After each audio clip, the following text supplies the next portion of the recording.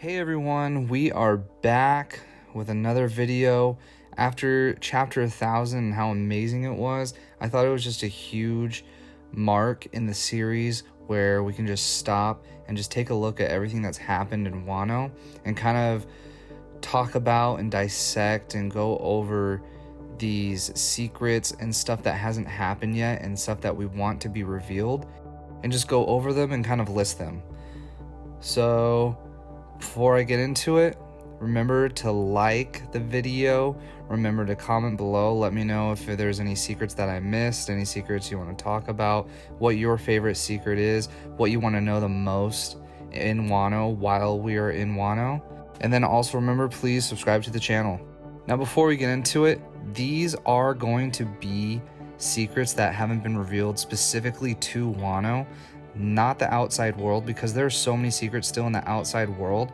Some of them from the outside world do pertain to Wano, so I'll list some of those, but then there's some stuff in Wano that we found out about that I'm not going to include, like for instance Kid's arm getting cut off by Shanks. I'm not going to include that. It is a huge mystery, but that's not really part of Wano and what we need to find out in Wano currently. But since this video is about Wano secrets, tomorrow I'm going to come out with a video about all the secrets that's happened in the Reverie and what we need to figure out from that and what we need to remember that is going to be revealed in the future. And then the day after that, I'm going to release a video on the rest of the secrets that need to be revealed in the whole world. Also, just remember that some of these secrets that I'm putting down, some things that need to be revealed, might not be revealed and might not happen. And you know, some of these stuff I put down, it's more towards the top of the list. Those ones are very important to the overall story, and it might not be revealed in Wano, so just remember that as well. But before I get into the top secrets, I'm gonna do a list of secrets that already happened in Wano and that were already revealed, and we're just gonna kind of go through those, and I'm gonna just list off the different things that have already been revealed in this story so far in this arc. So one of the first secrets that I put down that was already revealed is the identities of the rest of the Red Scabbards. So as we already got into Wano, we already knew Kinemon, Raizo, Kanjuro, Inu, Neku, Kiku, and technically Izo. The other ones that we did not know and that we had to try to figure out who is who was Denjiro, who obviously we found out that it was Kiyoshiro, Kawamatsu, who was in the jail cell, that was a huge mystery, and then Ashuradoji, who we quickly found out that it was Shutenmaru. Now along with that one, another big question that everyone had when Luffy got captured and was in the prison was who was in the jail cell that was hidden in the shadow. Nobody knew it was Kawamatsu at the time. We were trying to figure out who it was. Some people said Scopper Gaban, I remember that, but it turns out to be Kawamatsu. So then another big one was Kamazo the Manslayer. We kept trying to figure out who it was. Some people actually didn't even think it was relevant to the story or was a relevant character, and that reveal was huge when we realized it was none other than Eustace Kid's right-hand man, Killer. That was also a really sad reveal when we found out it was Killer. Kid was super upset by it, and it was just really sad to find out that he ate a smile and he could not stop laughing even though he hated his laugh. And it was just a really sad reveal to see Kid in so much despair because his right-hand man was not himself. The next big mystery that we had was who was Kumarasaki. We speculated for a while that it was Hiyori, and it ended up being true.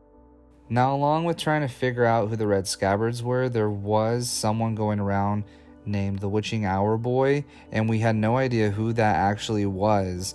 And at first we thought it was Yasue, but then we ended up figuring out that it wasn't Yasue, it was Denjiro the whole time, being the Witching Hour Boy. Another huge thing that we tried to figure out for a long time is who freed Law.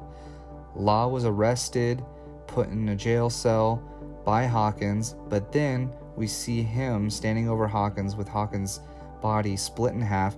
We didn't know who it was who freed him. Everyone speculated either Kiyoshiro or Drake, I don't know if there's very many other ideas, but it turns out it was ex-Drake, as we just found out pretty recently. And then, going along with that, another huge reveal was Drake being a Marine. We had no idea that he was part of SWORD. We didn't even know SWORD was a thing at the time, but apparently SWORD is an undercover Marine group who go in and infiltrate places, which that idea is now that Aokiji is part of Blackbeard's crew under SWORD. So that Drake reveal was huge. Now, as we're getting closer and closer to the battle on Onigashima, one of the big things that everyone was curious about was, where's Jinbei? Is he going to come back with a patch over his eye? Is he going to be missing a limb? Is he going to have a peg leg? Everyone's trying to figure out, when was Jinbei going to finally make his way to Wano? And is he going to be hurt? Is he going to have a eye patch or a missing limb? Or what was going to be wrong with him? He ends up turning up as they are making their way to Onigashima, and nothing seems to be wrong with him as of now. But there still could be something wrong with his crew.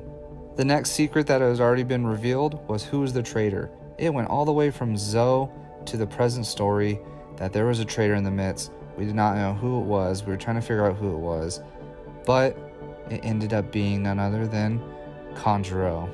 And the last huge secret that was put out there for us and that was revealed was Kaido Sun. Now, as you all know, it's not really his son, it's his daughter who thinks she's Lord Odin, so it's his son. It's really confusing. I think by the end of the arc, she will go by Yamato. I think she will be a woman. I think she's just saying that because she's trying to be someone else, someone she's not, and by the end of the arc, she's going to realize, I'm Yamato, I am myself, I'm comfortable in my skin, this is who I am. Now, with that last one that was revealed, we're going to go into all the things that are not revealed yet, what we are looking forward to, what could be happening in the story that was hinted at, just a bunch of different secrets that haven't been revealed yet. We're going to go over them right now, and we're going to go over them from least important to most important.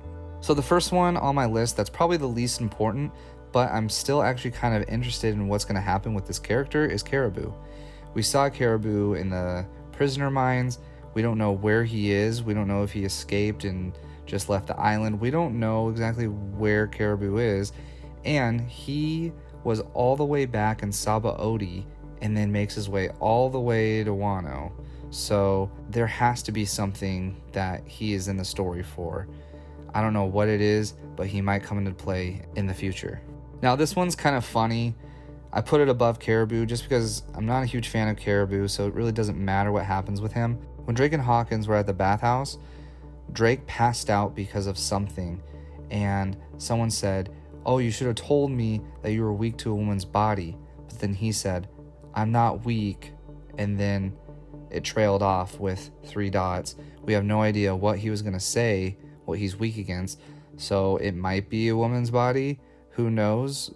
But I really think it'd be funny to eventually find out why Drake passed out and what he was weak to in that moment. Now, these ones get a little bit more important, and it might not be super important to the story, but I really would love to figure out these next couple, and they're all kind of connected. The next 3 or 4 are kind of connected. The first one is Zoro's connection to the Shimotsuki and his connection to Wano. We know that he has some sort of connection to Wano. We know his master has a connection to Wano. And we have seen pictures of the Shimotsuki clan, and they look so much like Zoro. It's kind of crazy. There's a lot of speculation that he could be related to them. I just want to find out if he actually is. He might be from Wano. Who knows? I know it's not that important to figure out and to know, but I think it would be a really cool part of the story to figure out more about Zoro's past. Now, the next one also has to do with Zoro. It has to do with Shusui. This one was kind of already revealed. It's what is going to happen with Shusui. Is Shusui going to stay in Wano? Is Zoro going to have it? I really think that Zoro is not going to keep Shusui. I really think that Shusui is going to stay in Wano and is going to be a representation to the country of the figure of Ryuma. It's going to stay there because it has an importance there and it's a symbol to the country. So I really think Zoro is going to respect the wishes of them and keep it there. But there could be a chance, because Zoro helped save Wano, they might try to give it to him as the hero of the country. Now, to carry on the talk about swords, there's also the fact that the Niday Katsu has come into play. Now, if we remember, Zoro has the Sandai Katetsu, so that means that is Katetsu the third, which Niday Katsu is Katetsu the second. Now, Luffy took it from Tinyuyama Hitetsu, who we're going to talk about next, and it was returned to Hitetsu after the prison break. Kiku brought it back to him and returned it. So I don't think that they're just going to have a random sword, the Niday, there for no reason. I think maybe during this fight with Big Mom and Kaido, Zoro breaks some of his swords, probably just the Sandai Katetsu, and he'll replace it with the Niday. But we will see, because the Niday is there for a reason, and we'll just have to see what's going to happen with it. Now, the next big mystery is Tinyuyama Hitetsu. He is revealed to be a blacksmith. We don't know much about him, so I'm really hoping that we learn more about him. I'm really hoping after Wano is complete, I hope it just doesn't spill out into another arc like right away where they have to leave immediately from Wano. They can't stay in Wano, because there's so much in Wano that I want them to stay and learn about the history of Wano, Ryuma, the swords, and Hitetsu. I really want Hitetsu to talk about the swords. I really want him to give Zoro more knowledge on swords and maybe have some cool reveals about how they're made or something like that. I just think that that's going to be a really cool part of the story that needs to be told. Now, as we move on, these ones are more of endgame plot lines that need to be revealed. Some of them, like I said, may happen, they may not. So the first one is Sasuke. I think everyone's speculation that he is from Water 7. He is Kokoro's son. Maybe that is true, and I really would love if that is revealed. That's not really a mystery that was hinted or anything, but people speculating and thinking that that could be true, I think that's awesome, and if that's revealed, that would be great. The next one is along the same line. It's another Tobiroppo. It's Who's Who. He recently revealed that he knew Jinbei from the past, and maybe he's a character that we've never heard of, but it will be cool to have it revealed of Who's Who is. The next one, I don't know if it's super important. I kind of want to learn about this, but we kind of need to know about Yamato's past. We need to know how she was born. I guess this goes along with Kaido and what technically Kaido is. I mean, he's probably a human, but we're not actually entirely sure what he is. Even though his devil fruit did get revealed, we don't know entirely what he is, if he's a different kind of race or not. But we need to kind of know Yamato's past. We need to know her mom. We maybe need to learn about her mom. But if she's supposed to be kind of different or something, her mom should be revealed. But also, if she has a devil fruit, that needs to be revealed as well. Now, as long as we are along the lines of talking about characters in their past and what they are, the next one is Queen and what his body is. Because in the last chapter, it was revealed that he was able to produce a gun from his mouth. But not only that, his neck was able to extend, and he might be a cyborg just like Frankie. Which, if Frankie convinces Sasuke, and I don't know if this is going to happen, this would be really cool. I think it would be a great reveal. But if he's able to convince Sasuke to be on his side because he knows Kokoro, or if he beats Sasuke, then maybe he can move on to Queen and face Queen as they're both cyborgs. Who knows? I really think Queen might be a cyborg though, which will be crazy. And I think it will be a plotline for Frankie. Now the next one is right after we talk about Queen, we're going to talk about King. Big Mom revealed that his race is one that she thought was already extinguished from the earth. She thought King's race was dead, but he's still standing in front of her. And I'm excited to figure out what his race is and how it ties up with everything. Also, along with King, he is wearing that same uniform that we know the Impel Down guards are wearing. So he may be tied to Impel Down. I don't know if we're ever going to find that out, but if we do, that would be a really cool reveal. The next one is a possibility. I think it was foreshadowed. It is hopefully going to happen. But when they were talking about Garp and Roger bringing down rocks together, it really got me thinking the Marines might show up. And especially with Drake being there, I don't know if Drake is going to be the equivalent to Garp in this situation, or if Kobe's going to make his way there, but I do think at some point some more Marines need to show up, especially with Orochi wanting them to bring more weapons there. Who knows, maybe Smoker and Tashigi end up there. Tashigi would be awesome since she has the whole sword thing going on for her. I don't know, you have Smoker, you have Tashigi, you have Kobe. I don't know who they're going to bring as a Marine there, but if the Marines show up, that would be really cool. Plus, a little side note is usually the reason Luffy gets his bounty increases is because someone's there to witness it, to tell the world. So, for instance, when he fought Crocodile, who was right there alongside him? None other than Tashigi and Smoker, to say this is what happened, and this is how Luffy and Zoro both got their bounties. And then as we move on to the world government, obviously was there, so they were able to record and raise their bounties. And then when they went to Thriller Bark, Kuma showed up and reported back to the world government. And then everywhere that they've been, there's been someone reporting what Luffy had done to raise his bounty. So currently there is no one there besides maybe Drake to report what Luffy did while in Wano, which tells me maybe someone is coming to Wano that will report to the Marines and world government, hey, Luffy did this, which gets all their bounties raised. Probably the whole Straw Hat crew. So with all that being said, I really think the Marines might show up. Now the next one is CP0. It's also kind of the same thing as the world government. What is up with CP0? Why are they with Orochi? We know they plan with him to get weapons from him, but is there something more going on there? I don't know, maybe we'll figure that out.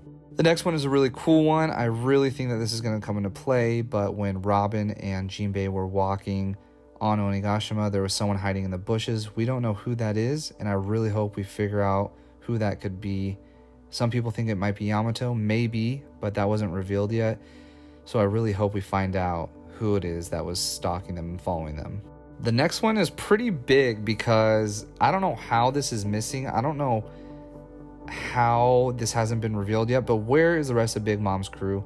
We don't know where they are. We already know Perospero is there, but he went away from the rest of the crew, away from the ship, and got there. So we're just waiting on the rest of Big Mom's crew to show up, which, thinking about it now, either they can come in and help backstab Kaido and fight his men, or they could help against our team, the good guys, and it'll be way more difficult for us to win that battle. Now this next one is something that might be revealed, we have no idea, but is Orochi dead? We saw his head cut off, which is very specific because he does have the devil fruit of all those snakes, and the idea of that is one head comes off, two more come.